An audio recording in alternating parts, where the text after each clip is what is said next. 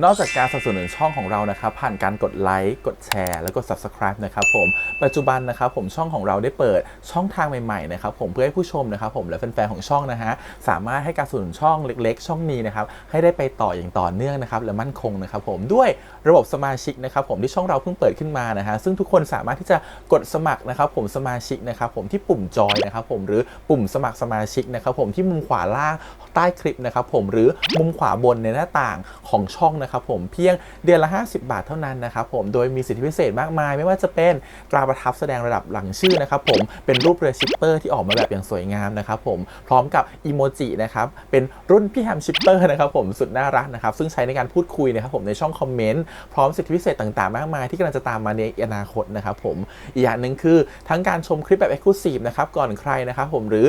โอกาสที่จะได้ทำกิจกรรมต่างๆร่วมกันในอนาคตนะครับผมก็สำหรับสมาชิกเท่านั้นนะครับผมที่เก็บสิทธิ์นี้เอาไว้ให้กับทุกๆท่านนะครับแต่หากระบบสมาชิกยังไม่หนำใจนะครับผมเรายังมีช่องทางอื่นให้สนับสนุนกันนะครับผมไม่ว่าจะเป็นระบบซุปเปอร์แตงนะครับผมซึ่งหากผู้ชมเนี่ยเจอสัญลักษณ์นะครับรูปหัวใจนะครับผมที่มีดอลลาร์ไซน์นะครับผมหรือสัญลักษณ์รูปเงินดอลลาร์อยู่เนี่ยข้างใต้คลิปใดคลิปหนึ่งเนี่ยสามารถที่จะคลิกนะครับผมเพื่อโดเนทนะครับผมแทนคำขอบคุณนะฮะเพื่อเป็นการสนับสนุนช่องได้นะครับหรือจะเป็นการโดเนทนะครับผ่านบัญชีธนาคารนะครับผมซึ่งได้ใส่รายละเอียดเอาไว้แล้วนะครับข้างใต้คลิปนี้นะครับผมเอาไว้ที่คำบรรยายใต้คลิปนอกจากนั้นนะครับผมเรายังได้เปิด Line Open Chat นะครับซึ่งชื่อว่า ATS Channel Family นะครับผมก็เลยขอเชิญชาวช่องทุกคนนะครับผมเข้าร่วมห้องแชทได้โดยไม่มีค่าใช้จ่ายใดทั้งสิ้นนะครับผมเอาไว้พูดคุยแลกเปลี่ยนข่าวสารกันนะครับผมในครอบครัวของเราและผมได้จัดทำสติกเกอร์ลายรุ่น Lovely พี่แฮมนะครับชิปเปอร์นะครับเอาไว้เป็นสติกเกอร์ที่ใช้พูดคุยกันด้วยนะครับจะได้ใช้คุยกันในกลุ่มก็น่ารักดีนะครับผมหรือจะเอาไปใช้คุยกับเพื่อนๆส่วนตัวก็ได้นะครับไม่ติดอะไรเลยนะครับผมตั้งใจทำออกมามากๆนะฮะเพียงชุดละ35 บาทเท่านั้นนะครับผมใช้ได้ตลอดชีพนะครับผมก็หวังว่าทั้งหมดนี้นะครับผมจะเป็นเรื่องราวดีๆที่จะเกิดขึ้นกับช่องของเราและชาวช่องของเราทุกคนนะครับผมเพื่อมุ่งหน้าต่อไปสู่ปี 2023 ปีนี้และก้าวต่อไปด้วยกันอย่างมั่นคงนะครับผมอย่าลืมสนับสนุนกันนะครับขอบคุณครับ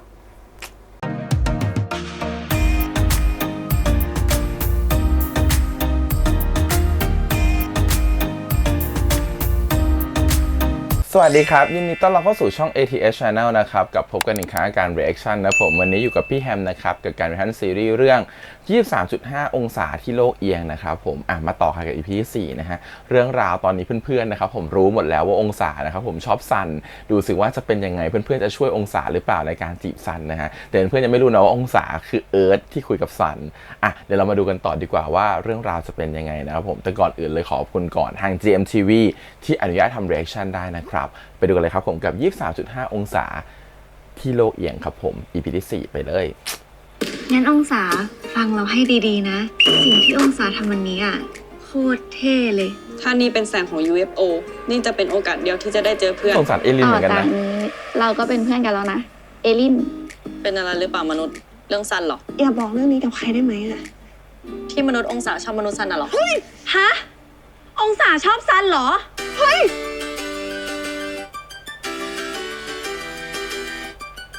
อีตินองศาชอบซันบอกเร็วมากผ่านแล้วสาวส่วนหน้าอีคนใจบาปกูชวนไปทำวัดเย็นก็ไม่ไปแค่นี้นะจบแยกไม่ใช่แบบนั้นนะเข้าใจผิดแล้วเสียงสูงชอบจริงแน่นอนทุกคนเราขอละอย่าบอกเรื่องนี้กับใครนะเจริญบอกตินไปแล้วแต่ยังไงพวกเราก็ไม่บอกใครหรอกเพื่อนกันก็ต้องเก็บความลับให้กันสิความลับเป็นเรื่องปกติของมนุษย์จะรักใครชอบใครก็เป็นเรื่องปกติแต่มันไม่แปลกใช่ไหมที่เราชอบซันแปลกตรงไหนก็เราเป็นผู้หญิงซันก็เป็นผู้หญิงไม่เห็นแปลกเลยไอตินบอกว่าไอตินชอบผู้ชายส่วนเจริญชอบทุกคนแพนไปเลยไม่เห็นชอบมนุษย์สักคนโอเคสงสารเอลินสงสารอยากให้เจริญกับไอตินช่วยจีบซันไหมเฮ้ยไม่เอา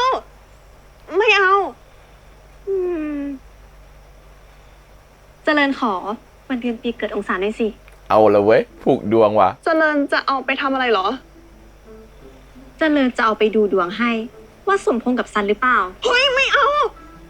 ไม่เอาไม่เอาไม่เอา พวกมนุษย์งมงาย เอลิน อันนี้เป็นหมอดูนี่ไม่ชอบตอบคำถามเลยนะว่าดวงสมพงษ์กันหรือเปล่า คนนี้ใช่คู่แท้ไหมอะไรอย่างเงี้ย อัปเดตให้ฟังกันดี ถ้าบอกว่าไม่ใช่คู่แท้จะเริ่มไหม แม่หมอแห่งดวงดาว พวกมึงอย่าลืมคิดแล้วกันว่าชมรมตัวเองอ่ะจะจัดกิจกรรมอะไร แล้วชมรมของมึงจะทำอะไรอะแอลฟา ชมรมกรรมการนักเรียนไม่ต้องทำอะไร พวกกูมีหน้าที่ดูแลความเรียบร้อยของมัน แล้วชมรมมึงไงต้นจะทำอะไร ชมรมเรื่องลี้ลับของพี่ต้นเนี่ยก็ต้องทำบ้านเป็นสิ่งสิครับ รอดูเลยนะว่าทุกคนเนี่ยจะต้องวิ่งมาหาชมรมของพี่ต้นอย่างแน่นอน นี่รับประกัน แล้วชมรมดาราศาสตร์อะจะทำอะไร ยังไม่รู้เลยว่ะ ยังไม่รู้แล้วแบบนี้เนี่ยชมรมจะไปรอดเหรอ เฮ้ย ยุบชมรมไปเลยดีกว่าเปล่าฮะ นี่ไอ้ต้น มึงคอยดูเลยนะว่าชมรมดาราศาสตร์ของกูเนี่ยจะต้องมีคนสนใจเยอะกว่าชมรมไสยศาสตร์ของมึง จะทำได้เหรอครับ ทำได้ดิวะ ถ้าทำได้ก็มาดิครับ ก็มาเด้ ดุจังเลยอุ้ยไม่โดน มึงคอยดูเลย ปีเนี้ยกูจะล้มตำนานของมึงให้ได้ เป็นแชมป์มาทุกสมัยเหรอ ปีนี้กูเนี่ยแหละจะเป็นคนชนะเองเข้าใจไหม อยากใช้หนังสือมันเจ็บวาง วางเอาสองอัน โอ้ย นี่คือศักดิ์ศรีของพวกเราชาวชมรมดาราศาสตร์ พวกเราคือผู้ที่เชื่อมั่นในวิทยาศาสตร์ พวกเราจะไม่ยอมให้พวกชมรมไสยศาสตร์หน้าไหน มาดูถูกชมรมของพวกเรา แล้วพี่ลูน่าจะให้พวกหนูทำยังไงเหรอคะ เป้าหมายของพวกเราก็คือทำยังไงก็ได้ ให้มีคนเข้ามาชมรมของพวกเราให้ได้มากที่สุด และต้องมากกว่าบ้านผีสิงของชมรมไอ้ต้น แต่ว่าบ้านผีสิงเป็นกิจกรรมที่มีทุกปี แล้วก็ประสบความสำเร็จที่สุดทุกปี ถ้าเอาตามความเป็นจริงนะคะพี่ลูน่า หนูว่าพวกเราสู้ไม่ได้หรอกค่ะ เฮ้ย อย่าไปหยองดิ อย่าไปกลัว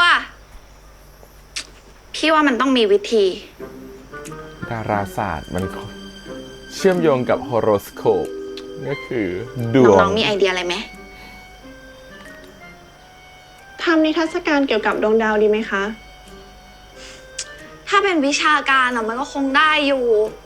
แต่นี่มันเป็นวันชมรมไง มันต้องสนุกสนาน ต้องได้รับความสนใจจากคนในโรงเรียนเยอะ ยากจัง ๆ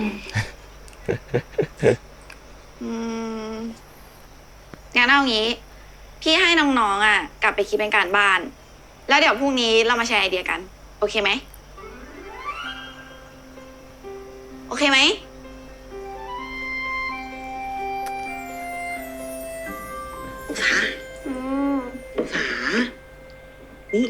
โอ้ย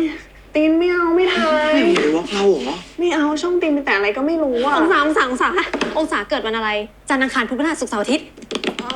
เราเกิดวันอังคารอะ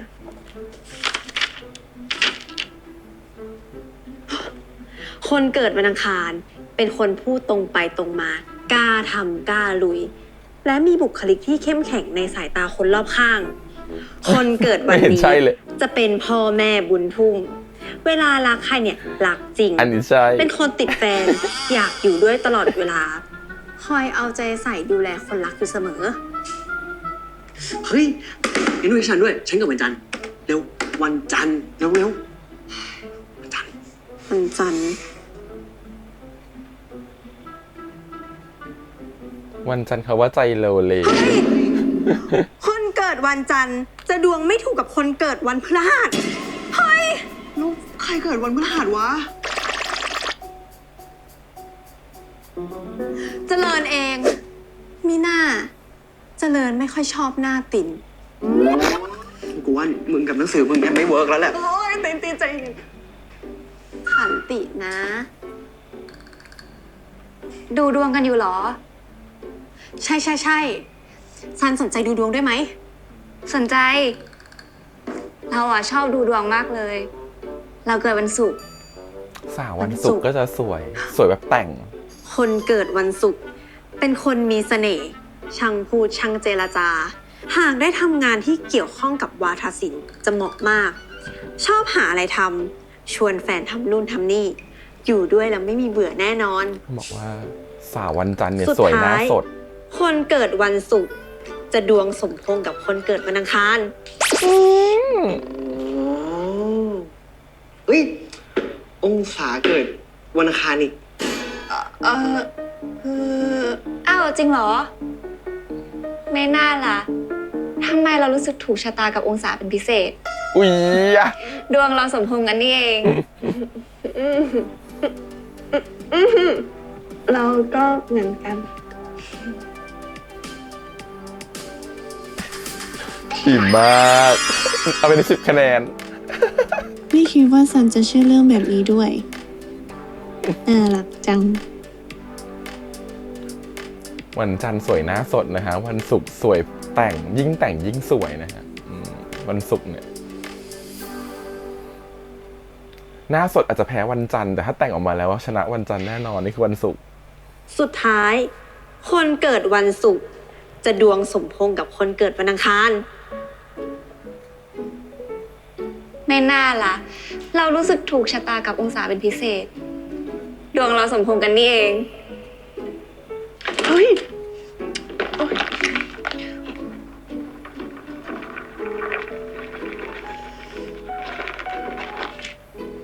จริงๆได้เลยเนี่ยเนาะดาราศาสตร์หาดวงสมพงษ์โหคิดแน่นอนอะความรักวัยรุ่น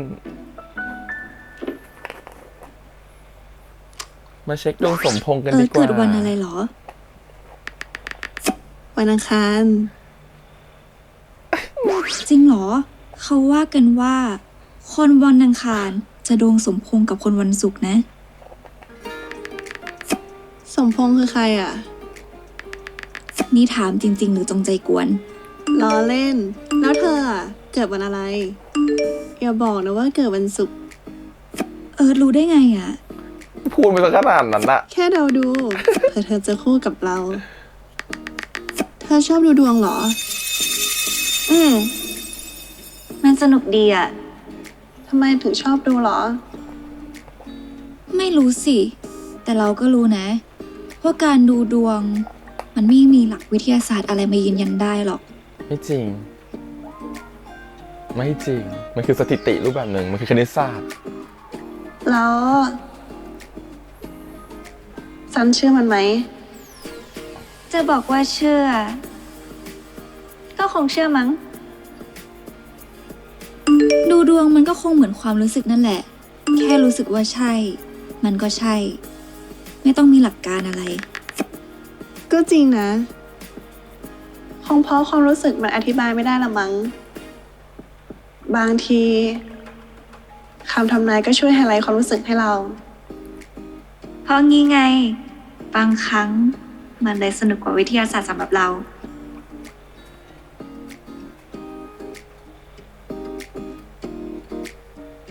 อืม การดูดวงก็คงเหมือนความรู้สึกนี่แหละ ถ้าคิดว่ามันใช่ มันก็ใช่ เพราะงี้ไง บางครั้งมันเลยสนุกกว่าวิทยาศาสตร์สำหรับเรา โชะเชะ เฮ้ย นึกออกแล้ว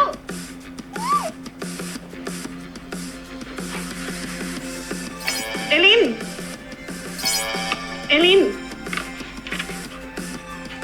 มีอะไรมนุษย์ เรารู้แล้วว่าชมรมของเราจะจัดกิจกรรมอะไรกัน ให้เราเล่าให้ฟังไหม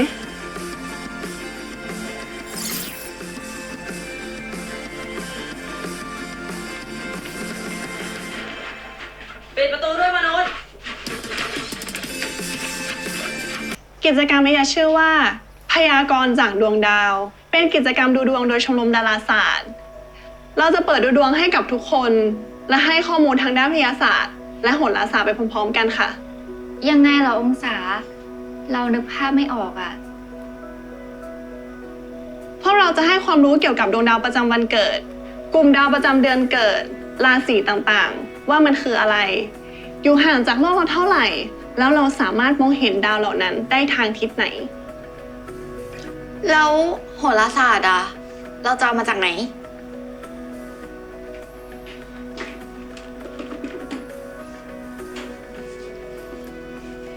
หนูไปยืมเพื่อนมาแล้วค่ะ หนูกับเอลินเชื่อว่า มันจะทำให้คนหันมาสนใจชมรมเรามากขึ้น ไม่แน่นะคะ เราอาจจะเอาชนะบ้านผีสิงของชมรมเรื่องลี้ลับได้ เพราะว่าไม่ใช่ทุกคนที่ชอบดูผี แต่เกือบทุกคน ชอบดูดวง ชอบดูดวงค่ะ เฮ้ย เยี่ยมเลย งั้นพี่ซื้อไอเดียนี้แหละ เอาเลย องศากับเอลินเก่งมากเลยอะคิดได้ไงอะ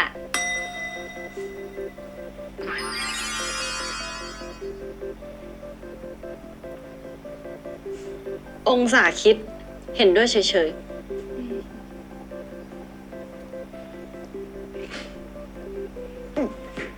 น้องรัก ถ้าเราเอาชนะชมรมไอ้ต้นได้อะเดี๋ยวพี่เลี้ยงชานมไข่มุก น้อยไปไหมอ่ะ ๆ ไม่ชอบกินชานมไข่มุก จบไม่ได้เลี้ยงละ หนูชอบกินค่ะ หนูก็ชอบกินค่ะ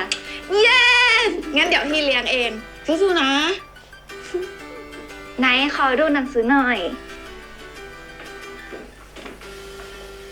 คัมภีร์พยากรณ์สุดยอดศาสตร์ทำนายดวงชะตา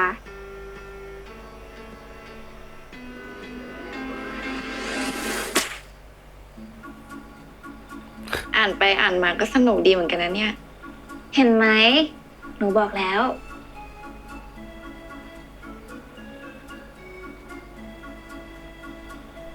องศาเป็นอะไรหรือเปล่า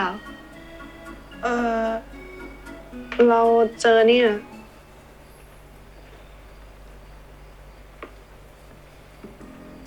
บางตำรากล่าวเอาไว้ว่า การยืมพลังจากดวงดาว มาทำนายดวงชะตา จะต้องแลกด้วยพลังวิญญาณของตัวเอง ยิ่งทำนายแม่น ก็ยิ่งต้องเสียพลังวิญญาณของตน อย่างนี้พวกเราก็ ไร้สาระ พลังวิญญาณไม่มีจริงหรอกมนุษย์ แต่พอฟังแล้วก็มันน่ากลัวเอลิน ใช่ งั้นเดี๋ยวอ่านให้ฟัง คนราศีเมษ เป็นโมโน เป็ โท นคน นมีเสน่ห์เข้มแข็งล่าเริง คนราศีเมษเป็นคนมีเสน่ห์กล้าหาญ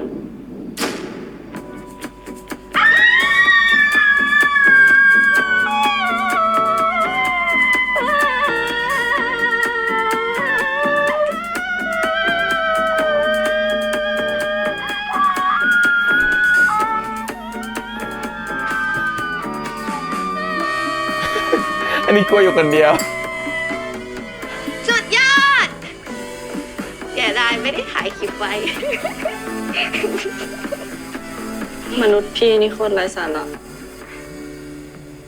เมื่อกี้น้องว่าไงนะ ไม่มีอะไร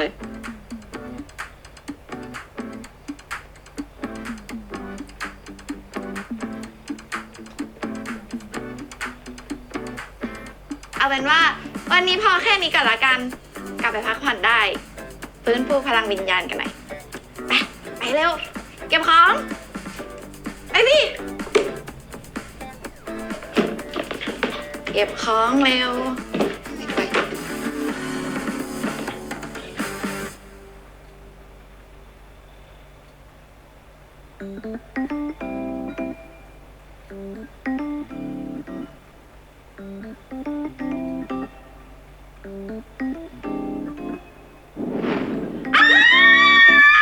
อ้าวเริ่มรู้สึกกับองศาเหรอ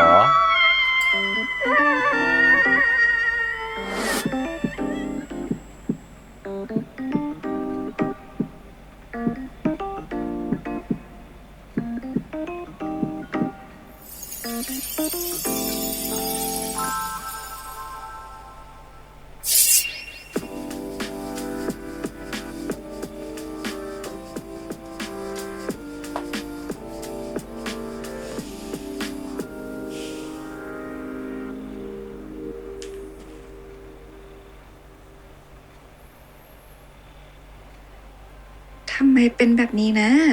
อืม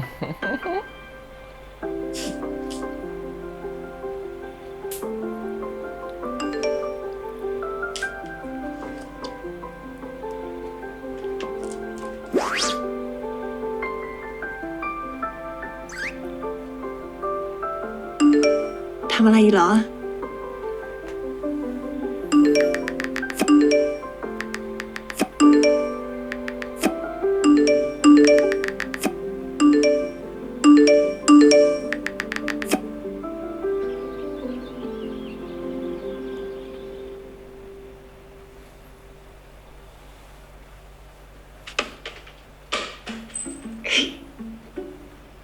มนุษย์พี่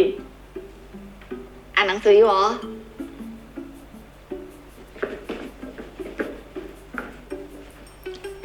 อยู่เงียบๆ ต้องการสมาธิ โอเค เงียบ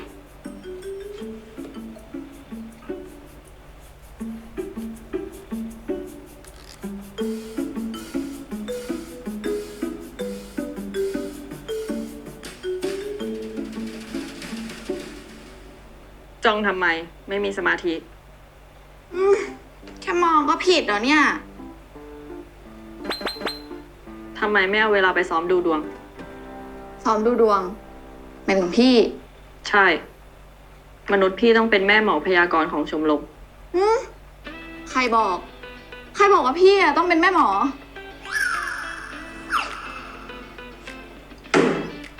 หนูกับเอลินเหรอคะ ถูก น้องสองคนจะต้องรับหน้าที่เป็นแม่หมอพยากรณ์ในวันชมรม พี่ลูน่าคะ พวกเราสองคนไม่เหมาะกับการเป็นแม่หมอหรอกค่ะ ทำไมจะไม่เหมาะอ่ะพี่คุยกับซันแล้ว น้องสองคนอ่ะ เหมาะที่สุดเลย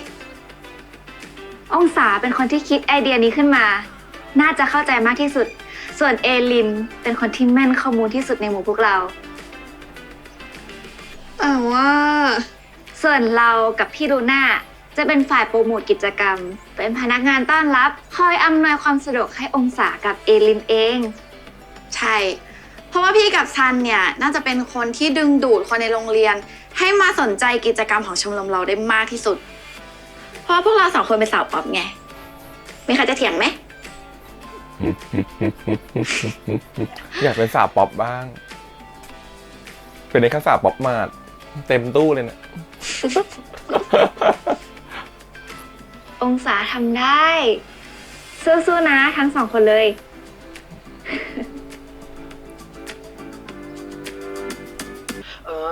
เอาหน่อยสู้ๆดิวะ เราคงทำไม่ได้อ่ะ แค่คุยกับคนที่เราไม่รู้จักเรายังแทบไม่กล้าคุยได้เลยนี่ต้องไปดูดวงให้คำปรึกษาคนอื่นอีก เราก็คุยกับมนุษย์ไม่เป็น ฉันรู้ว่าพวกแกเป็นพวก introvert อะเอางี้ ฉันจะปลุกความเป็น extrovert ในตัวพวกแกออกมา introvert คืออะไร โอ้ยตาย สมกับเป็นญาติกันจริงๆ เอางี้ รู้แค่ว่าฉันกับยายเจริญพรอะจะคอยช่วยแกแล้วกัน เจริญว่าเราลองมาเริ่มที่การฝึกพูดแบบแม่หมอดีไหม ต้องพูดยังไงหรอ ยินดีต้อนรับสู่ชมรมดาราศาสตร์ ฉันคือแม่หมอพยากรณ์ วันนี้จะเป็นผู้อ่านดวงชะตา และคำทำนายให้กับคุณ อ่ะ โอ้ย พอเลยว่าไม่เวิร์กแล้ว เอางี้ วันนี้พวกแกอยู่บ้านทั้งวันปะ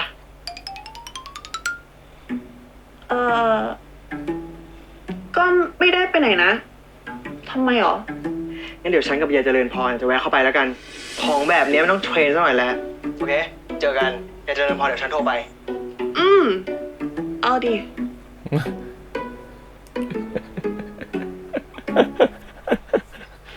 ของกินมีแค่นี้เอง เราออกไปซื้อเพิ่มไหม เผื่อตินกับเจริญอยากกินอย่างอื่น ถ้ากินหมดนี่ก็ไม่ใช่มนุษย์แล้วนะ ก็จริง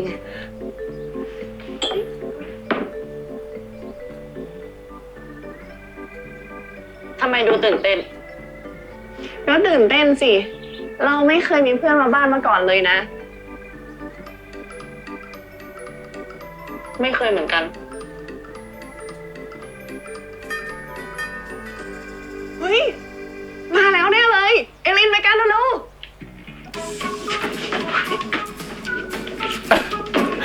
เอลินน่ารักอะ ๆมาเหรอ สวัสดีองศา ดี สวัสดีองศา ตายแล้วจะมีสมาธิเลยเนี่ย ซัน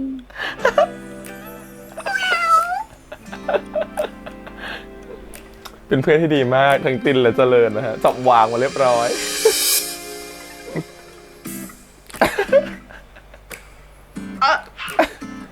เข้าบ้านกันก่อนนะรองเท้าถอดไว้ตรงนี้ได้เลย ได้เลย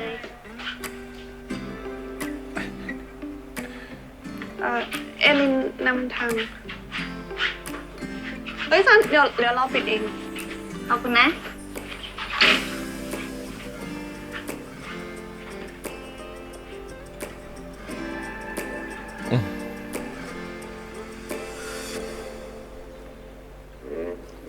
เพื่อนมาบ้านครั้งแรกก็ว่าหนักแล้ว อันนี้ซันมาบ้านมวนท้องกว่าเดิมอีก คือฉันสองคนอะ โอ้ย เจอซันระหว่างทางมาบ้านแกพอดี ก็เลยชวนมาด้วยเผื่อว่าจะช่วยอะไรได้บ้าง ขอโทษที่มาโดยไม่ได้บอกก่อนนะ เอลิน องศา ไม่เป็นไร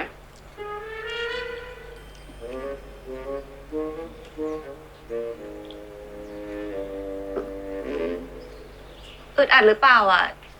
ถ้าอึดอัดเดี๋ยวเรากลับก่อนก็ได้นะ เฮ้ยไม่ต้อง คือ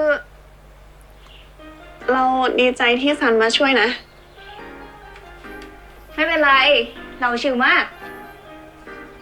เจริญเอาหนังสือมาเพิ่มด้วยนะ ถ้าวันนี้นะพวกแกสองคนอะยังเป็นแม่หมอพยากรณ์ไม่ได้อะฉันกับเดียเจริญจะไม่กลับบ้าน อยู่ตรงเนี้ยแหละ อันนี้ของแกองศาหนทางสู่หมอดู ส่วนนี้ของแกเอเลี่ยน ศิลปะแห่งการพูด เอาไปดิ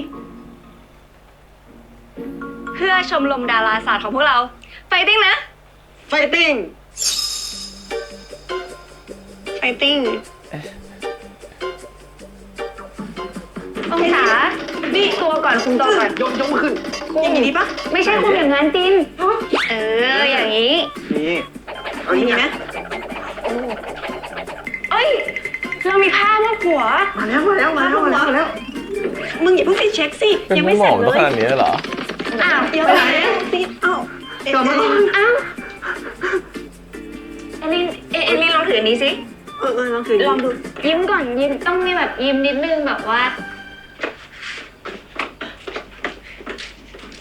วันนี้ขอบคุณทุกๆคนมากเลยนะ ยินดีมาก บอกเลยว่าโอกาสหน้า ยินดีบริการใหม่ เจริญจะรอดูวันงานชมรมนะ ถึงเจริญจะอยู่ชมรมเรื่องลี้ลับ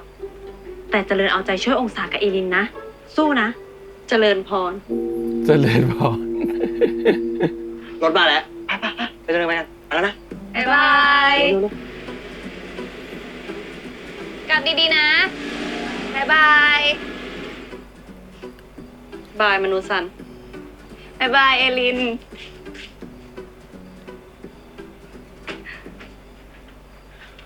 วันนี้ขอบคุณซันมากเลยนะ ไม่เป็นไร เราอยู่ชมรมเดียวกันนะ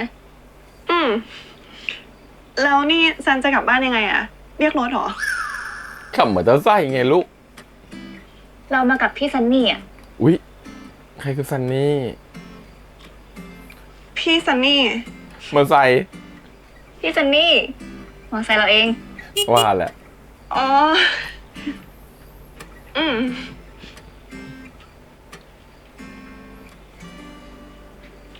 ขอบคุณนะ ขอบคุณอะไรเยอะแยะ โทษเลยเย อ อะ ง แยะ ศาพูดไปแล้วนะ หมายถึง ขอบคุณที่แวะมาวันนี้นะ อืม ก่อนหน้านี้เราไม่เคยมีเพื่อนมาที่บ้านเลยอะนี่คือครั้งแรกในชีวิตเรา มันมีความหมายกับเรามากๆเลยนะ งั้น ไว้เราแวะมาอีกได้ไหม ต่อไปฉันไม่ใช่เพื่อนแล้วนะ ก็รู้ว่าการเข้าใกล้ดวงอาทิตย์อย่างซันมาก เดี๋ยวจะเผาไหม ๆ มันอาจจะทำให้ตัวเองถูกความร้อน ถูก แผดเผาได้ แต่ถ้ามันเป็นหนทางเดียวที่ทำให้แกได้อยู่กับซัน แกก็ยอมโดนความร้อนนี้ เผาไหม้ไปเถอะองศา งั้นเรากลับก่อนนะ กลับบ้านดีๆนะซัน ขอบคุณนะ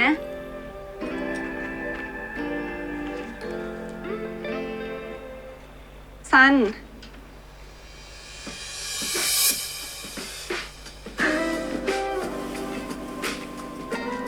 ขอบคุณนะ เราลืมเลยอ่ะ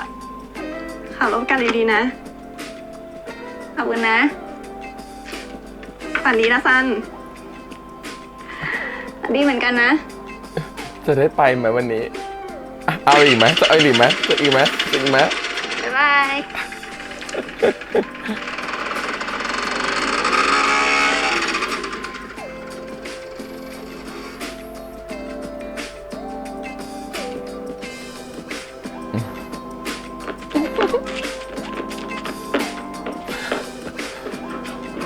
เอ็นดูอ่ะ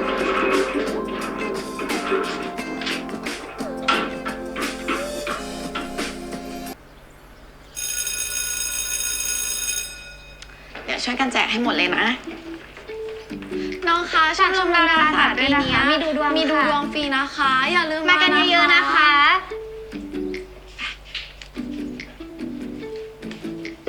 ตั้งใจติดนะ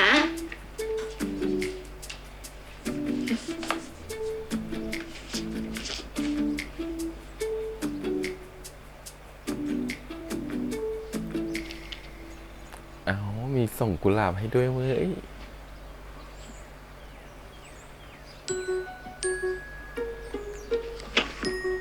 มนุษย์ ไปแปะชั้น 3 กัน อืม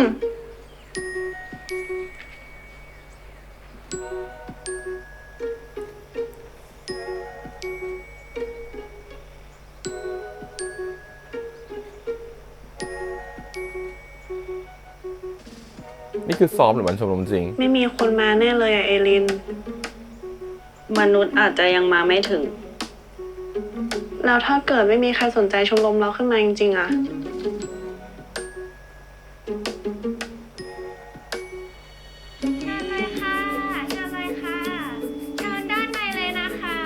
แม่หมอรออยู่ด้านในค่ะ เชิญทางนี้เลยค่ะ อีกคนเชิญทางนี้ค่ะ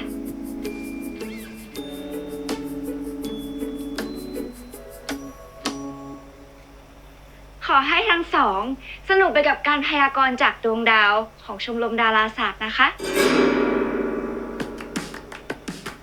เอเลี่ยน แกดูดวงเป็นด้วยเหรอ ข้าคือเอเลี่ยนพยากรณ์ ฉันชอบ แม่หมอรู้ แม่หมอเห็น แม่หมอสัมผัสได้ โห องค์ลงขนลุก ชื่อมินใช่ไหม รู้ได้ไงอ่ะยังไม่ได้บอกอะไรเลย แม่หมอวิญญาณทิพย์เหรอคะ มนุษย์ป๊อปราศีธนูใช่หรือไม่ ใช่ แกรู้ได้ไงวะเอเลี่ยน เป็นคนหัวดื้อ ไม่ชอบให้ใครมาชี้นำ ไม่ได้อยากเข้ามาดูดวง แต่เพื่อนลากมา ถ้าเอเลี่ยนทำนายไม่แม่น จะออกไปบอกคนอื่นว่าไม่ต้องเข้ามาดู ใช่หรือไม่ รู้ได้ไงวะ แค่นี้ทำไมจะดูไม่ออก เห็นมาตั้งแต่ป .4 ไอ้มนุษย์บูลลี่ แกว่าไงนะ พร้อมที่จะดูดวงหรือยังคะ พร้อมค่ะ ถ้าพร้อมแล้ว แม่หมอขอวันเดือนปีเกิดค่ะ ได้ค่ะ มนุษย์เพิ่งซื้อบ้านที่หลักสี่ใช่หรือไม่ แกรู้ได้ไงว่าเอเลี่ยน ฉันเพิ่งโพสต์ลงเฟซเมื่อ 5 นาทีที่แล้วเองอะเชี่ยคนลุกเลยว่ะเอเลี่ยน ชาวเมถุนจะเป็นธาตุลม ซึ่งจะเข้ากันได้ดีกับคนที่เกิดธาตุไฟ มิน่าล่ะเราถึงสนิทกับป๊อป แล้วแม่หมอองศาพอจะช่วยดูเรื่องความรักให้ได้ไหม ทำไมทำหน้าเครียด อะไรก็เกิดขึ้นได้กับเรื่องดวง คือว่า เราอยากถามเรื่องเพื่อนอะ ช่วงเนี้ยแฟนเราไม่ค่อยมีเวลาให้เราเลย เรียนเสร็จก็ไปติว แล้วเวลาคอกันอะแทนที่เราจะได้คุยกันกลับต้องมานั่งดูเขาอ่านหนังสืออีกอะ แกช่วยดูให้หน่อยได้ไหมเอเลี่ยน ว่ามิ้นท์อะมันจะติดแฟนจนทิ้งฉันไปหรือเปล่าอะฉันมีเพื่อนสนิทแค่คนเดียว เรื่องนั้นน่ะ เราว่าคนที่ตอบคำถามนี้ได้ดี น่าจะเป็นแฟนของมินนะ มนุษย์เพื่อนทุกคนมีชีวิตเป็นของตัวเอง แต่ไม่มีมนุษย์เพื่อนคนไหน ที่จะอยู่ติดกับมนุษย์ป๊อปไปได้ตลอดหรอก มนุษย์เพื่อนมีวันที่โคจรมาเจอกัน และวันที่โคจรออกจากกัน ถ้าเรารักกันจริงสำคัญต่อกันจริงๆ เราขาดกันไม่ได้หรอก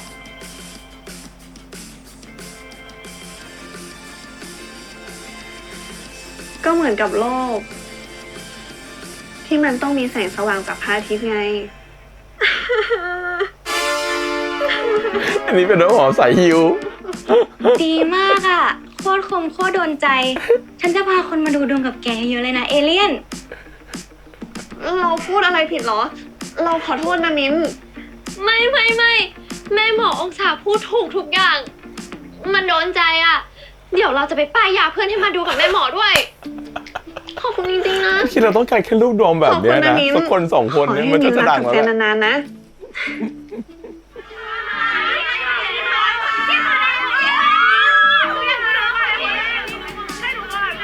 โอเคทุกคนใจเย็นๆนะคะ เดี๋ยวพี่จะให้คนที่มาก่อน2 คนทีละ2 คนเข้าไปก่อน2 คนนี้เหรอ โอเค น้องซันเอา2 คนนี้เข้าไปหน่อย เข้ามาได้เลยนะคะ 2 คิวแรกเข้าไปแล้วนะคะใครมาต่ออีก2 คน คือหนูเครียดหนักมากค่ะ แบบว่าเพื่อนมาตัดสินว่าหนูเป็นคนไม่ดีอะค่ะทั้งที่หนูยังไม่ได้ทำอะไรเลยอะแม่หมอเอเลี่ยน หนูจะสอบวิชาภาษาอังกฤษผ่านไหมอะคะ ดูดี เป็นคิวนะคะเป็นคิวนะคะเป็นคิวนะคะ แม่มากแม่ใจเร็วเข้ามาด่วนเลย นั่งเลยค่ะนั่งเลย เอลินสู้ๆนะ วันนี้อยากรู้เรื่องอะไรคะ เรื่องความรักค่ะ ความ คือ รัก หนูแอบชอบคนคนหนึ่งอยู่อะค่ะ แต่ไม่กล้าทักเขาไป ไม่รู้ว่าเขาจะรู้สึกยังไง แม่หมอช่วยหนูเลยนะคะ งวดนี้แม่หนูจะถูกหวยไหมคะ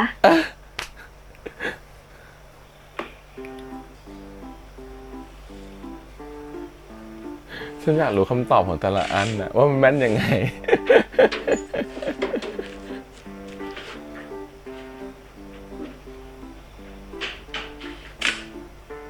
วันนี้คือวันที่เอเลี่ยนต้องพูดกับมนุษย์เยอะที่สุดในชีวิต เหมือนกัน เดี๋ยวมานะมนุษย์ไปซื้อน้ ไปไหนอะ ำไปซื้อน้ ไปด้วย ำมนุษย์พี่เซาซี งั้นไปด้วยนะ เราจะดูดวงให้พี่บ้างได้ไหมอะ หมดเวลาแล้วมนุษย์พี่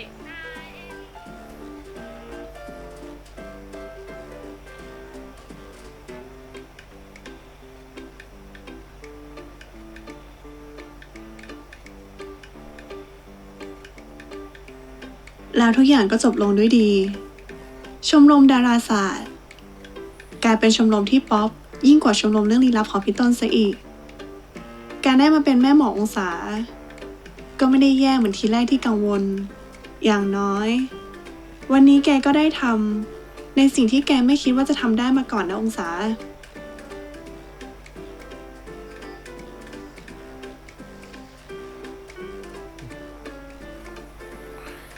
ยังเปิดดูดวงอยู่หรือเปล่าคะ ปิดแล้วค่ะ ดูให้อีกสักคนไม่ได้เหรอคะ แม่หมอ ซัน แล้วความร้อนจากดวงอาทิตย์อย่างซัน ก็กำลังแผดเผาฉันอีกแล้ว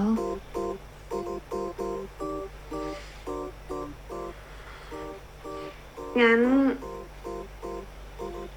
เราขอวันเกิดซันหน่อย 22 มิถุนายน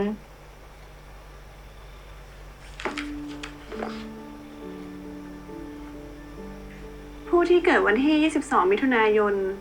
ถือว่าเป็นคนราศีเมถุน มีกลุ่มดาวประจำราศีคือ กลุ่มดาวคนคู่ คนราศีเมถุน เป็นคนรอบรู้ และเป็นคนสนุกสนาน มีความเป็นผู้นำสูง มีวาทศิลป์ดีเลิศ และสามารถแก้ปัญหาเฉพาะหน้าได้ดี ราศีเมถุน มีดาวประจำตัวคือ ดาวพุธ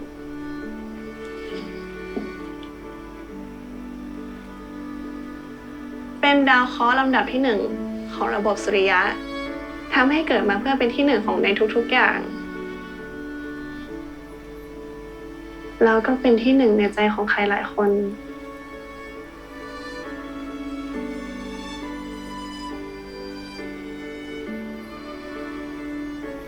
แล้วความรักของคนราศีนี้ล่ะ ความรัก ความรัก เราหมายถึงว่า สมมุติว่าเราชอบคนคนหนึ่งที่เราไม่เคยเจอหน้าเขาเลยอะมีโอกาสไหมที่เขาจะชอบเราต่อ อืม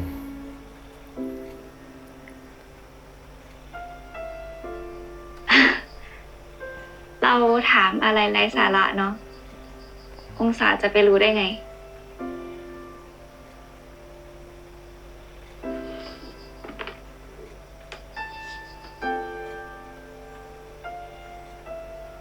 ในเมื่อ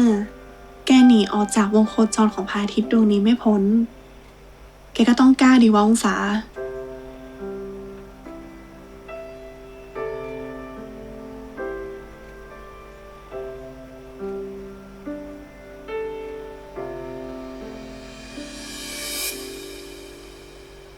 ชอบสิ คนคนนั้นต้องชอบซันมากแน่ๆ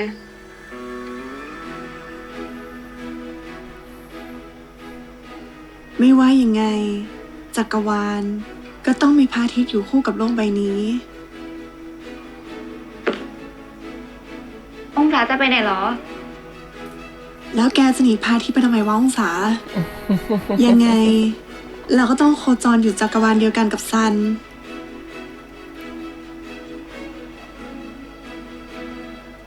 เดี๋ยวเรามานะซัน จักรวาลที่ไม่ต้องพึ่งคำทำนายจากดวงดาว หยิบมือถือมาโชว์เหรอ จักรวาลที่เรารู้ หัวใจของตัวเราเอง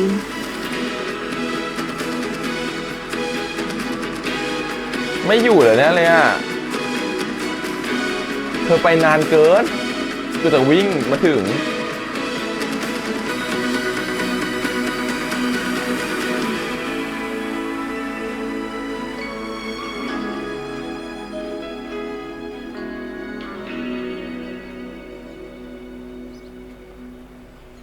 เฉลยเร็วขนาดนี้แล้วเหรอ เพิ่ง EP 4เองนะ ไม่หรอก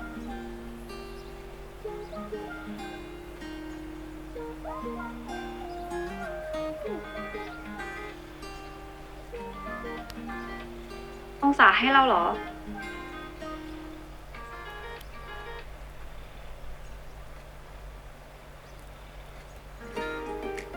ถึงดวงอาทิตย์ของเราจากโลกของเธอ เอิร์ธเหรอ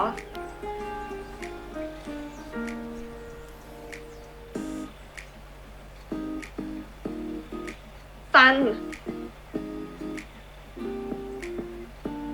เรา มีคนมาขัด อย่าบอกว่ามีคนมาขัด พ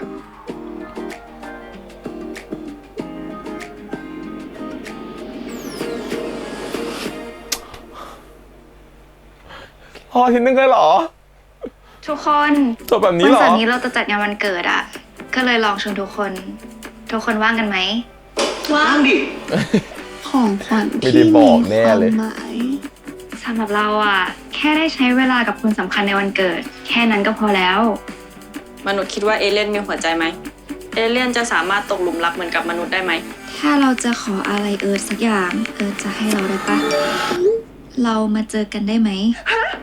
ฉันว่าแกต้องรีบบอกซายแล้วนะว่าแกเป็นเนิร์ดอ่ะ มนุษย์ชอบซันจริงๆไหม ถ้าชอบจริง ก็ต้องทำให้ถูกต้อง การโกหกไปเรื่อยๆ วันหนึ่งอาจจะหลุดจากวงโคจร ถ้าจะไม่มาก็บอกตั้งแต่แรกดิว่าจะไม่มา ลึกๆแล้วเรายังเชื่อว่าเอิร์ธจะมาหาเรา เราไม่รู้จะทำยังไงกับซันเดีย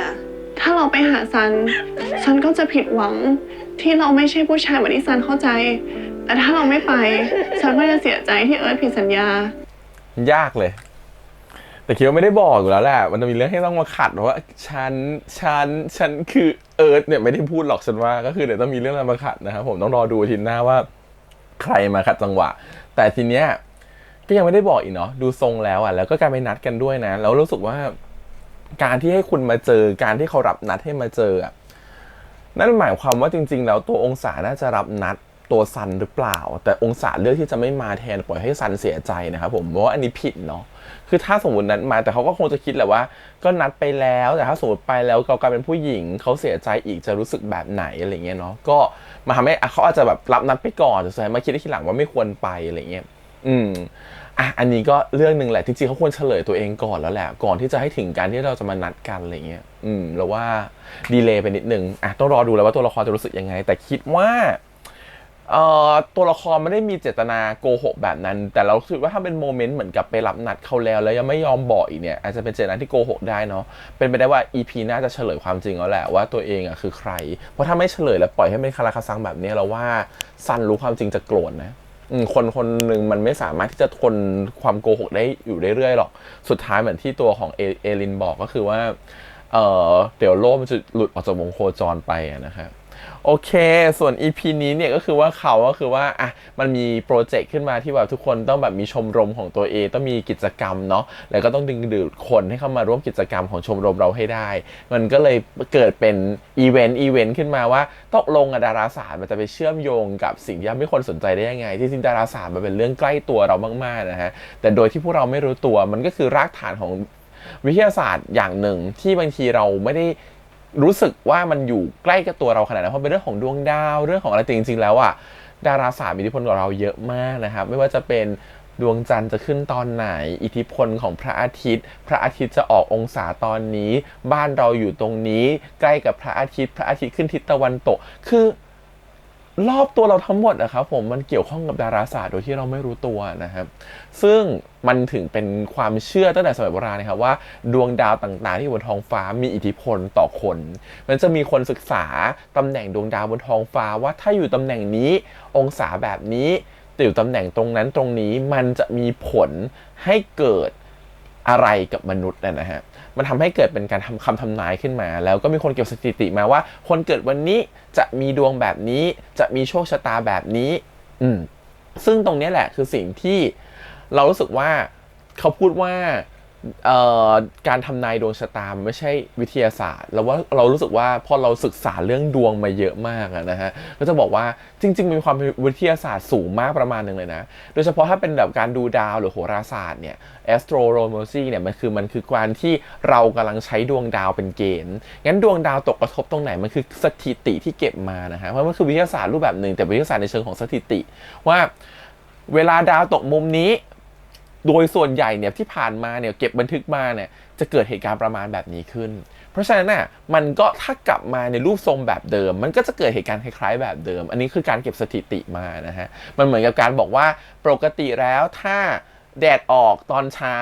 แบบสีส้มตอนเย็นฝนจะต้องตกแน่นอนเป็นฟีลลิ่งแบบนั้นอะไรเงี้ยซึ่งมันก็คือการเก็บสถิติรูปแบบนึงถูกไหมฮะแล้วบางคนบอกว่าโหราศาสตร์ถ้าเก็บสถิติแล้วมันมีแล้วทำไมเรื่องของไพ่ล่ะไพ่ยิปซีไพ่ทาโร่มันเป็นวิทยาศาสตร์ตรงไหนนะฮะเพราะบางทีเราหยิบไพ่เองแต่อย่าลืมนะฮะการหยิบไพ่เองมันคือแรนดอมมันคือการสุ่มรูปแบบหนึ่งแล้วมันสุ่มจากมือที่เราหยิบเองมันสุ่มจากสิ่งที่เราหยิบขึ้นมาเพราะฉะนั้นน่ะมันคือการเอาสิ่งที่มันถูกหยิบแบบสุ่มเนี่ยมาเป็นดวงชะตาหรือคำทำนายของเรามันเราต้องบอกก่อนว่าการที่เราสุ่มหยิบได้ใบนั้นมันคือ1ใน78ใบมันคือ1ในกี่พันใบมันคือ1ในกี่ใบในกี่ครั้งที่เราหยิบเพราะฉะนั้นมันมีโอกาสความน่าจะเป็นที่มันจะเกิดขึ้นอยู่มันคือความน่าจะเป็นรูปแบบหนึ่งถามว่ามันมีความวิทยาศาสตร์น้อยหรือมากก็อาจจะไม่ได้มากเท่าไหร่แต่หลักการของการอ่านไพ่หรือดีไซน์ไพ่มันคือรูปแบบของการที่สุ่มรูปแบบที่มันเกิดขึ้นพอเราสุ่มรูปแบบที่เกิดขึ้นได้เราแค่อ่านรูปแบบนั่นแหละให้มันว่ามันเกี่ยวข้องกับคนตรงหน้าหรือเปล่ามันจะแม่นไม่แม่นอยู่แล้วหรอว่าคนอ่านเขาสามารถจะอ่านไพ่ให้มันเกี่ยวข้องกับคนตรงหน้าได้ถูกต้องแค่ไหนมันเหมือนอ่านดาวเหรอครับถ้าคุณอ่านดาวเสร็จแล้วคุณไม่สามารถจะเชื่อมโยงกับสิ่งที่มันเกิดขึ้นได้มันก็ผิดอยู่ดีงั้นเวลาเราดูหมอเนี่ยบางทีเราต้องการคนที่แม่นแค่2-3 คนก็พอเนาะให้เขาไปบอกต่อว่าเราดูแม่นเพราะบางครั้งมันไม่จำเป็นหรอกว่าเราต้องดูแม่นกับทุกคนนะฮะมันไม่มีใครดูแม่นกับทุกคนหรอกบางทีเรื่องแบบนี้มันเกี่ยวกับเรื่องของการที่เรา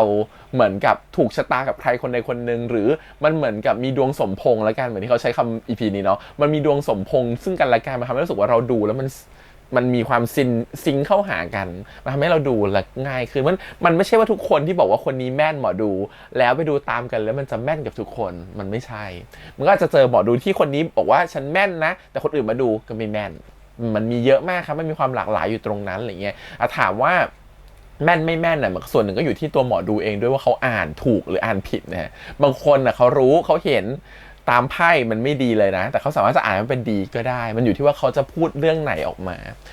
อันนี้คือเรื่องหมอดูนะครับผมก็จบไปเรื่องหนึ่งแต่รู้สึกว่า EP เนี่ยมันหยิบเรื่องหมอดูมาเป็นเกณฑ์พอมาใช้เป็นเกณฑ์เนี่ยมันก็สามารถจะบอกได้ว่าเวลาคนไทยอะครับผมมันไม่ต้องคนไทยหรอกคนทั้งโลกแล้วกันเรารู้สึกว่ามันมีความที่ยึดโยงกับเรื่องดวงชะตามาอยู่แล้วประมาณหนึ่งเพราะสิ่งนี้มันเป็นสิ่งที่ป๊อปปูล่ามากมันถึงดึงดูดคนได้มากนะเพราะว่าคนเราอยากจะรู้ในสิ่งที่เราไม่รู้เราอยากจะถามคำถามในสิ่งที่เราอยากจะรู้สึกว่าเราหาคำตอบไม่ได้ส่วนใหญ่เวลาคนที่มาดูดวงส่วนใหญ่นะครับผมทุกคนส่วนใหญ่คือไม่เช็คเรื่องทั่วๆไปก็คือมีปัญหามา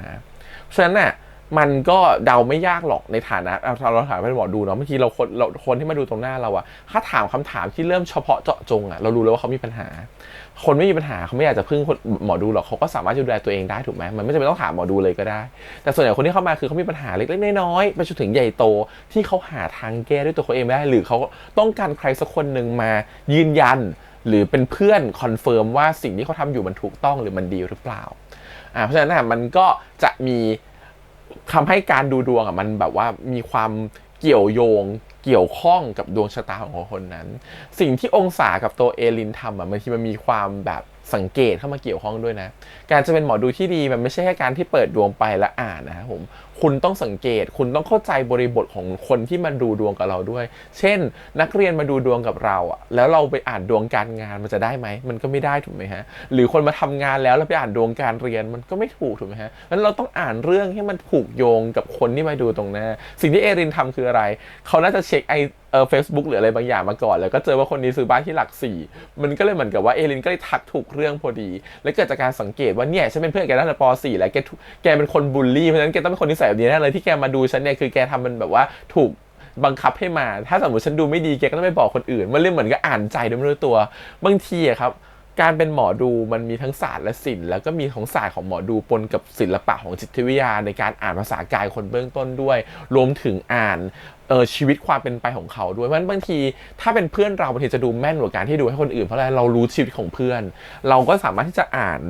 หน้าไพ่ให้มันตรงกับสิ่งที่เพื่อนเป็นได้ง่ายขึ้นนะฮะแต่กับคนที่แบบเดินเข้ามาหาเราแล้วเราไม่รู้จักกันเลยมาก่อนเนี่ยบางทีมันก็จะยากแหละว่าชีวิตเขาเป็นแบบไหนมันการที่เป็นหมอดูที่ดีบางทีก็ต้องควรถามลูกดวงด้วยไม่ใช่พูดออกไปตุ้มแต่มันก็เสี่ยงว่าจะถูกหรือไม่ถูกนอกจากเขามีอะไรบางอย่างที่เขามีเซนส์แล้วมันแม่นมากๆงั้นการที่ได้คุยกับลูกดวงการได้เข้าใจลูกดวงหรือการสังเกตเป็นสิ่งที่ช่วยได้เยอะมากบางทีเราเห็นแล้วแหละว่าอย่างหลังเคสมือถือเขามีชื่อเขาอยู่มันทักชื่อเขาอ่ะมันก็ประทับใจแล้วแต่จริงๆมันไม่ใช่การอ่านดวงนะมันคือการสังเกตถูกไหมฮะหรือว่าเราเห็นเขาใส่เคสมือถือสีน้ำตาลสมมติเราศึกษาดวงมากพอเราเห็นเขาใส่เสื้อสีดำมาในวันเสาร์เราจะบอกว่าเอ๊ะจริงๆเราเขาเชื่อเรื่องนี้หรือเปล่าเรื่องสีเสื้อเรื่องสีมงคลหรือเปล่าเพราะเราก็จะเชื่อมโยงเรื่องของเขาให้มันเข้ากับสีมงคลได้ด้วยมันก็อยู่ที่ว่าเทคนิคของแต่ละคนในการสังเกตว่าเป็นยังไงเพราะฉะนั้นจริงๆแล้วมันก็เป็นศาสตร์และศิลป์ที่ผสมกันเหมือน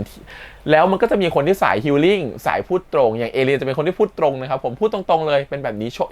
ะก็จะมีคนที่ชอบแบบนี้ไม่ชอบอ้อมคอไม่ชอบแต่อย่างคนที่มาคุยกับฝั่งขององศาเนี่ยก็จะเป็นสายที่ต้องการฮีลลิ่งฮีลใจนะฮะเราก็จะพูดในมุมของการที่ว่าเป็นปรัชญานิดนึงให้เขาคิดนิดนึงให้เขาได้ตกผลึกนิดนึงเพราะบางทีนะ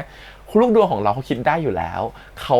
คิดมาแล้วแหละว่าเขาจะทำแบบไหนเขาแค่ต้องการคนยืนยันความคิดของเขาเท่านั้นเองหรือคนที่เสนออีกทางเลือกหนึ่งให้กับเขาที่เขาไม่เคยคิดมาก่อนเลยแต่มันดันเวิร์กมันก็เป็นแบบนั้นเพราะฉะนั้นเราก็ต้องแบบรู้ปัญหารู้ก่อนว่าคนตรงหน้าควรต้องพูดอะไรหรือแบบไหนกับเขางั้นศิลปะการพูดแล้วว่าสำคัญกว่าศิลปะการอ่านดวงอีกนะพูดผิดก็ไม่ดีเท่ากับพูดถูกนะฮะหมายความว่าอะไรหมายความว่าเช่นสมมติว่าเรายกตัวอย่างง่ายๆเช่นเราเห็นว่าเขามีดวงนะครับผมว่าอุบัติเหตุใหญ่เป็นเราจะบอกไหมครับว่าระวังนะฮะรถจะชนพรุ่งนี้สมมุติแล้วกันมันก็ไม่ได้ถูกปะมันทำให้เขาแพนิคทำให้เขารู้สึกไม่ดีกับตัวเองหรือเปล่ารู้สึกว่าเขา กลัวขึ้นมากหรือเปล่าอาจจะต้องพูดแค่ว่าช่วงนี้ระวังตัวหน่อยนะครับผมดูแลตัวเองนิดนึงเดินทางระวังรถราดูแลให้ปลอดภัยประมาณนี้อาจจะสวยกว่าก็ได้หรือถ้าสมมติว่าคนมาถามเราว่าคนตรงหน้าเราหรือคนที่เขาคบกันอยู่เป็นเนื้อคู่หรือเปล่าเหมือนที่คนแรกที่มาถามตัวขององศาเนาะดวงสมพงษ์ครับมันดูได้คร่าวๆแหละว่าเป็นดวงสมพงษ์กันแต่ในฐานะของความเป็นหมอดูเนี่ยเราจะบอกได้ไหมครับว่าคนนี้ไม่ใช่เนื้อคู่คุณหรอกแล้วถ้าบอกแล้วมันเกิดอะไรขึ้นน่ะคุณจะเป็นเลิกกับคนนี้เลยหรือเปล่าเพราะฉะนั้นมันก็ไม่รู้เนาะแต่ถ้ามันอยู่ในโมเมนต์ของคนที่มาดูเขามีปัญหาเช่นเขาอยากจะเลิกกับคนนี้มากเลยแต่เขาอะติดอยู่ประโยคเดียวว่าหรือคนนี้เป็นเนื้อคู่เราอะบางทีมันก็เป็นกรรมที่เกิดขึ้นกับหมอดูนะเพราะอะไรเพราะหมอดูเลยไปบอกว่าคนนี้เป็นเนื้อคู่คุณแต่เขาอยู่กับคนนี้แล้วเขาทรมานมากเลยเขาอยากจะเลิกมากเลยเลิกไม่ได้เพราะหมอดูบอกว่าเป็นเนื้อคู่เพราะฉะนั้นน่ะเราไม่ควรทักอยู่แล้วครับว่าคุณเป็นเนื้อคู่หรือไม่เป็นเนื้อคู่แต่เราควรจะบอกว่าถ้าคุณคบกับคนนี้ต่อไปแล้วจะเป็นอย่างไรแล้วให้เขาตัดสินเองดีกว่าเพราะฉะนั้นถ้าเขาอยากจะเลิกอยู่แล้วเราแค่บอกว่าถ้าคบกับคนนี้ต่อไปคุณจะเหนื่อยกว่านี้นะคุณจะหนักกว่านี้อีกคุณจะรู้สึกแย่กับตัวเองคุณจะไม่รักตัวเองเดี๋ยวเขาคิดได้เองอยู่แล้วครับว่าการคบกับคนนี้ไปมันไม่ดีมันช่วยไปกระตุ้นให้เขาถ้าเขาอยากจะเลิกจริงมันทำให้เขาคิดได้เองว่าเขาจะเลิกหรือไม่เลิกแต่เราไม่ควรจะบอกว่าคนนี้คือคนที่คู่คุณหรือสมพงษ์กับคุณหรือไม่สมพงษ์กับคุณถ้าคุณไม่แม่นจริงหรือคุณผิดกันคุณกำลังไปทำลายโชคชะตาของอีกคนหนึ่งโดยที่คุณไม่รู้ตัวนะเพราะฉะนั้นนี่คือสิ่งที่มันเป็นอะไรที่มันต้องระวังอย่างมากเลยในการอ่านนั้นมันไม่ใช่อยู่ที่ว่าเปิดมาเห็นปั๊บแล้วอ่านโดยที่คุณไม่ได้ใช้ศิลปะในการเจรจาหรือการสื่อสารเลยเพราะฉะนั้นเรารู้สึกว่าที่จะพูดเรื่องทั้งหมดเพราะว่าหมอดูก็จะมีไทป์ของหมอดูที่แตกต่างกันไปคนลูกดวงก็จะมีไทป์ลูกดวงที่แตกต่างกันไปชอบสไตล์ดุด่าชอบสไตล์ฮิลลิ่งฮิลใจมีแล้ว8,900เพราะฉะนั้นน่ะสิ่งที่เราเห็นคือว่าทั้งหมดทั้งมวลไม่ว่าดวงจะเป็นของใครก็ตามหรือดวงจะเป็นยังไงก็ตามแต่การที่เราได้ดูดวงอย่างองศาหรือเอลินมาดูดวงเงี้ยมันทำให้เขาเข้าใจชีวิตของคนมากขึ้นคนถามพี่แฮมบอกว่าทำไมพี่แฮมแบบว่าวิเคราะห์ตัวละครลึกจังเลยเรื่องก่อนหน้านี้ส่วนหนึ่งเราทำงานวิเคราะห์อยู่แล้วนะครับเกี่ยวกับการเงินอยู่แล้วเราเจอลูกค้าเยอะนะครับผมเราเจอคนเยอะนะฮะเรามีหน้าที่ส่วนใหญ่เป็นคนที่ต้องย่อยการประชุมและต้องสรุปการประชุมให้ได้และหาคำตอบให้ได้หาทางออกให้ได้ภายใน1 ชั่วโมงในที่จบการประชุมเราต้องคิดออกมาเลยคำตอบเพราะฉะนั้นเนี่ยเวลาพี่ทำ reaction ตอนเนี้ยคนถามว่าพี่แฮมเขียนสคริปต์ก่อนไหมไม่เลยนะฮะพี่ดูจบปุ๊บย่อยในหัวปุ๊บแล้วพูดเลยอาจจะพูดดีพูดไม่ดีบ้างแหละแต่รู้สึกว่าเราจะพูดไม่เคยผิดเลยแล้วก็จะพูดไม่เคยมีคำหยาบเลยแทบจะไม่ต้องตัดเลยอันนี้คือสิ่งที่พี่ทำเป็นประจ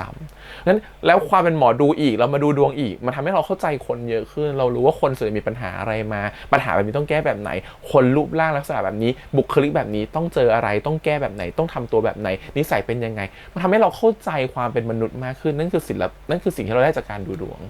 ดังนั้นเรารู้สึกว่าสิ่งที่องศาทำคือองศาจะเริ่มเข้าใจความรักมากขึ้นผ่านการดูดวงในวันนี้และทำให้เขารู้สึกว่ามันสำคัญแล้วล่ะที่เขาต้องบอกรักซันออกไปหรือเขาต้องทำอะไรบางอย่างกับซันแล้วเพราะหากเขาปล่อยต่อไปมันเหมือนกับเขาโกหกตัวเองอยู่แล้วว่าสิ่งเนี้ย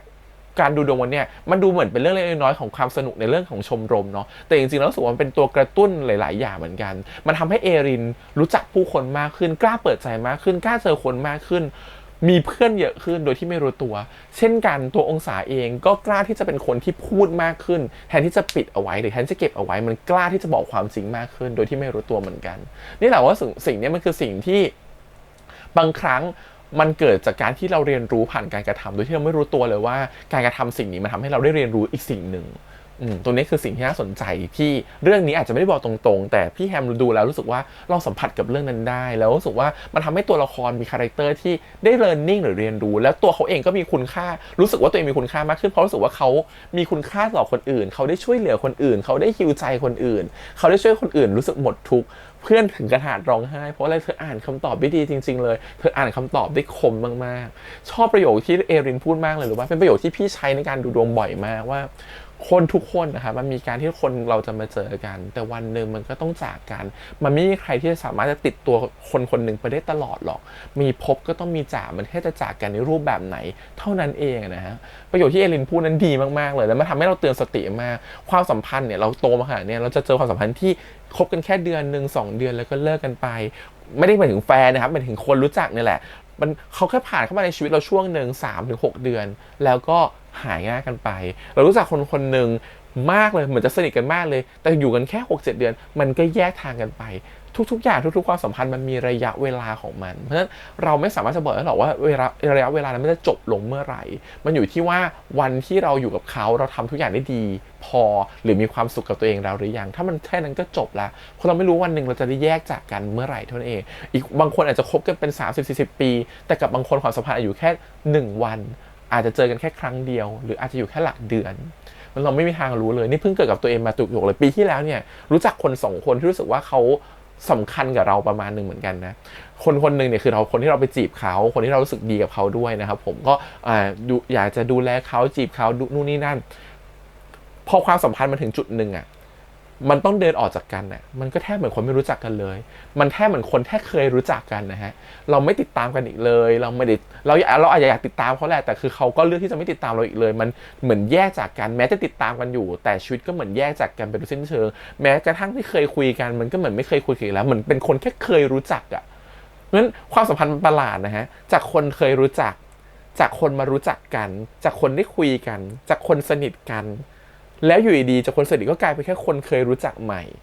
ความสัมพันธ์มันเป็นแบบนี้ได้เสมอเราไม่รู้เลยว่าวันที่เรากลับไปเจอคนคนนี้อีกแล้วอ่ะมันจะเป็นแค่คนเคยรู้จักหรือมันยังมีความสัมพันธ์ของความที่มีเยื่อใยกันเหมือนเป็นเพื่อนหรือเป็นคนสนิทกันเหมือนเดิมหรือเปล่าหรือตรงนี้มันหายหมดแล้วเราไม่มีทางรู้เลยนอกจากการเจอกันอีกครั้งแล้วได้คุยกั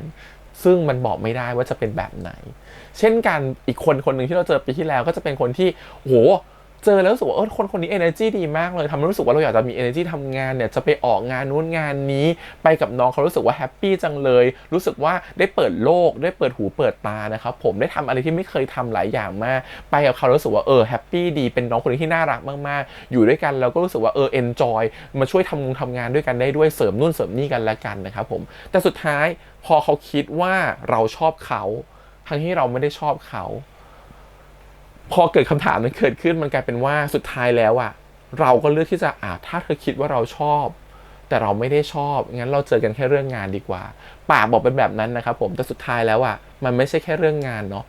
เมื่อเขาคิดว่าเราชอบเราชอบเขาแล้วอะเขาคงไม่มีทางเชื่อเราอีกแล้วแหละว่าเราไม่ได้ชอบเขามันคงพูดไปยังไงเราโตแล้วอะเราไม่มีหน้าที่มานั่งหาเหตุผลอธิบายว่าฉันไม่ชอบเธอจริงๆนะฉันต้องพิสูจน์แบบไหนถึงเธอจะเชื่อฉันว่าฉันไม่ชอบเธอมันไม่เราโตแล้วอะทุกอย่างมันตัดสินด้วยสิ่งที่มันกระทำแล้วอะถ้าเธอตัดสินไปแล้วว่าเป็นแบบนี้เราแก่จนถึงไม่ได้แบบไม่อยากมาอธิบายเด็กแล้วว่าเธอเข้าใจฉันผิดอยู่เพราะฉะนั้นอะเราก็เลือกที่จะทำตัวบอกว่าเราเจอแค่เรื่องงานก็พอแต่พอเราบอกแบบนั้นนะสุดท้ายอะชีวิตมันเหมือนกับกลายเป็นคนที่สนิทกันมากๆเลยนะโอ้โหทำให้กันทุกอย่างเลี้ยงวันเกิดนะอยู่ดีพอถึงจุดนี้ปุ๊บอะมันก็แยกจากกันโดยเหมือนกับไม่รู้จักกันมาก่อนเลยไม่ได้คุยกันอีกเลยไม่มีแม้แต่สักแชทนึงเลยหายกันไปเลยเจอกันตามงานก็เหมือนไม่รู้จักกันอีกแล้วบางทีถามว่ามันประหลาดไหมถ้าเราสังเกตดีมันดูประหลาดนะครับผมมันดูเป็นเหมือนกับทำไมความสัมพันธ์อยู่ดีมันกลายเป็นแบบนี้ได้มันอยู่กลายเป็นคนไม่รู้จักกันได้แต่อย่าลืมว่าโลกเรามันเป็นได้ทุกอย่างอะครับมันก็เป็นแบบนั้นได้จริงๆแล้วเราก็ไม่สามารถจะบังคับมันได้ด้วยว่าเธอต้องมาสนิทกับฉันใหม่นะเธอต้องกลับมาหาฉันใหม่นะมันอาจจะต้องปล่อยเวลาเป็นเรื่องให้มันจัดการตัวมันเองแต่สุดท้ายแล้วอ่ะบางทีถ้าเรามองจากคนนอกมันก็น่าขำเหมือนกันว่าความสัมพันธ์บางทีมันก็มีแค่แบบนี้แหละมีขึ้นแล้วก็มีลงแล้วเวลามันลงมันก็ดิ่งลงเขียวโดยที่เราไม่รู้ตัวด้วยซ้ำงั้นเราอย่าไปยึดอะไรกับความสัมพันธ์มันมากยิ่งเราผูกกับใครมากเรายิ่งทุกข์มากเมื่อเขาจากไปเราว่าสิ่งที่เอลินพูดคือสิ่งที่ดีมากๆเช่นกันสิ่งที่ตัวขององศาพูดเรื่องความรักนะครับว่าบางครั้งเนี่ยคนเรารักกันเนาะถ้าเป็นเราคงจะเลือกที่จะทำบางอย่างทุ่มเทกับเขาไปเราไม่สามารถจะบอกเราดวงเราสมพงษ์กันหรือเปล่าดวงเราเป็นยังไงแต่ที่แน่ๆคือความรักก็คือความรักนะครับผมถ้าเป็นถ้าเราเลือกที่จะรักใครแล้วเราก็ควรจะทุ่มเทความรักครั้งนั้นให้มันเต็มที่ดีกว่าเขาบอกลูกดวงแบบนั้นได้เนาะแต่สุดท้ายมันก็เหมือนเตือนสติเขาเนาะว่าเขาต้องทำสิ่งนั้นเหมือนกันเราชอบการรีมายอะไรแบบนี้นะแม้เรื่องมันจะดูเบาๆนะแต่จริงๆแล้วมันมีอะไรบางอย่างที่มันลึกให้เราได้พูดคุยกันได้แบบนี้อะไรเงี้ยชอบโอเคส่วน